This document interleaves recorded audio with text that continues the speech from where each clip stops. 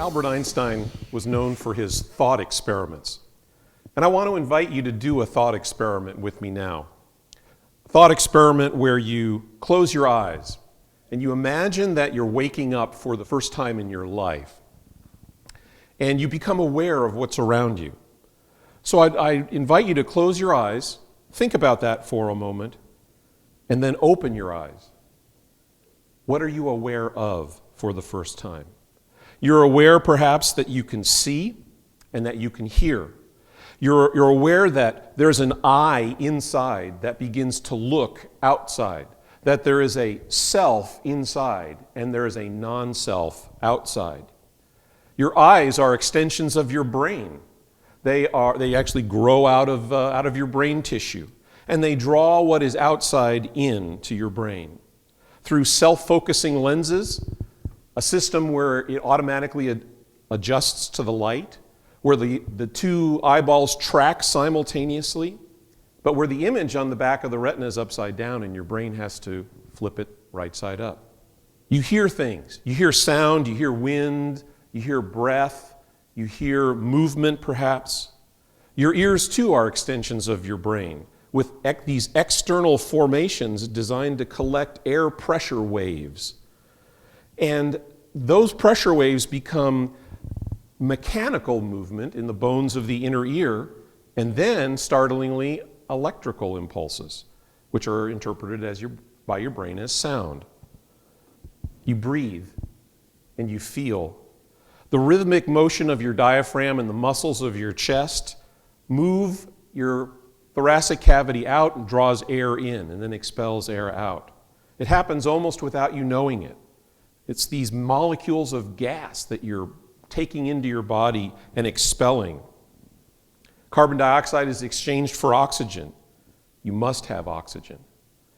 The pressure of the atmosphere is appropriate. 1 atmosphere, 1 torr. So the supply of oxygen is optimal to your body. And the partial pressure of nitrogen is not so much that your body absorbs too much nitrogen. You feel things. You begin to feel pressure on your skin. You feel that there's temperature. You might feel gravity. You feel things because there are nerves that innervate the portions of your skin and muscles and allow your brain to feel what their activity is. There are feedback loops that are already designed to bring information up to your brain and back to the muscles without you even thinking about it. You hear or you feel your heartbeat, the lub-dub in the middle of your chest. It has its own internal pacemaker that keeps it going in a rhythmic fashion. It's a biodegradable pump that can pump for 100 years without replacement. It's an incredible organ. Works continuously while you're alive, from the time that it begins to beat to the time that you die. It pumps blood in a closed pressure system, a positive pressure system all around your body in a circulatory system. The heart even feeds itself through its own circulatory system. And it responds to the needs of your movement by changing its pace, changing the size of the ventricles and the pace at which they fill and empty. You may feel hunger. You may feel gravity.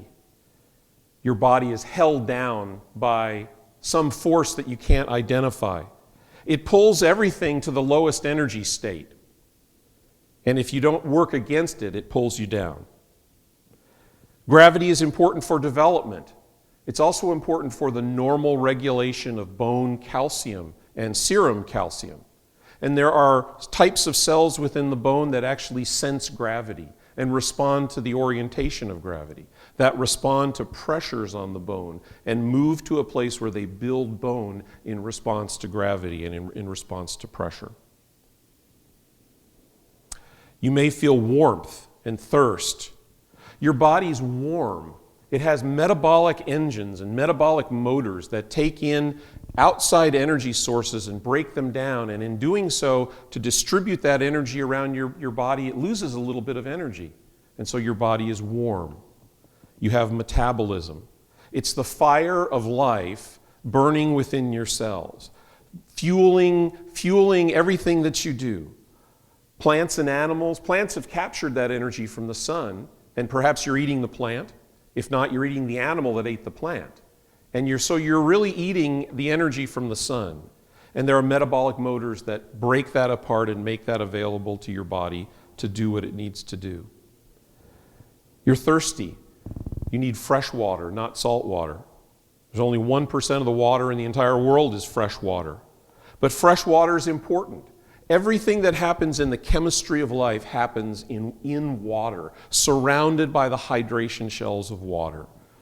Water transports substances. It transports heat. It transports fuels. It transports waste. Life can't exist without water. You find that you would like to move. And so you realize you have an internal supportive skeleton and ligaments and tendons attached to muscles that have the ability to contract, and they're designed in opposite pairs. So one movement can be one way and the other movement can be the opposite direction. They're controlled by nerves that allow you to voluntarily move, or smooth muscle cells that move for you in terms of your digestion and other kinds. You can walk. You have balance. That inner ear gives you some equilibrium, but there's a sense of muscle tone and muscle balance and gait and perception about where you're going.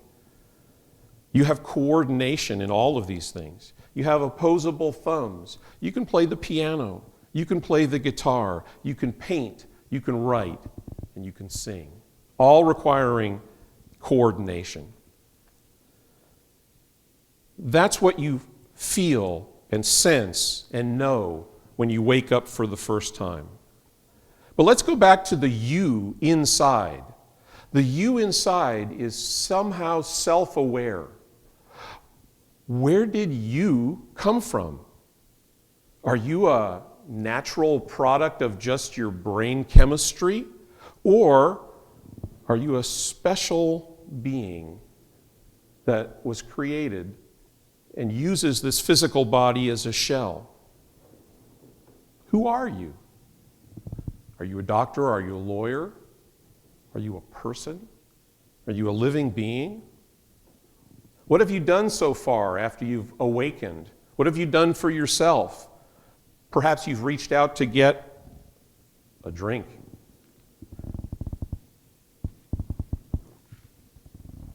But that's not doing very much for yourself, is it? Think of all the things that are already provided for you in the world in which you awaken. It's been provided for you, and you depend upon it instinctively. Who are we? We're beings that live inside of a body that we didn't design and we didn't build. It builds itself from the plan in a single cell. Yes, it happens because we maybe choose to conceive, but we didn't design it, we didn't build it, we didn't structure it so that you would be the result of it. It's a miracle, really. We're people that live inside of this body, and we perfectly match where we live, in this universe and on this earth. We have an intricate infrastructure that supports exactly the kind of life that we are. We breathe, we move, we metabolize.